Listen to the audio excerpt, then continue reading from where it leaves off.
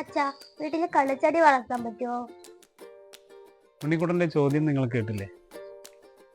വീട്ടിൽ കള്ളിച്ചെടി വളർത്തുന്നതിനെ കുറിച്ച് എന്താണ് നിങ്ങളുടെ അഭിപ്രായം?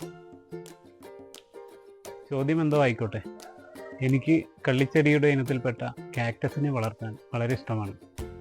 അങ്ങനെ കുറച്ചു കാലം മുമ്പ് നല്ല വില കൊടുത്ത് ഞാനൊരു കാക്ടസിനെ വാങ്ങി. നിർഭാഗ്യമെന്ന് പറയട്ടെ, എൻ്റെ കടഭാഗം അളിഞ്ഞു പോയി, ആ ചെടി നശിച്ചു പോയി. പക്ഷെ ഞാൻ വിട്ടുകൊടുക്കാൻ തയ്യാറായില്ല. നമുക്ക് കാക്ടസ് ഇല്ലെങ്കിലും നമ്മുടെ നാടനുണ്ടല്ലോ. അങ്ങനെ ഞാൻ നട്ടു വളർത്തിയ ഒരു നാടൻ കള്ളിച്ചെടി നിങ്ങൾക്ക് കാണിച്ചു തരാം.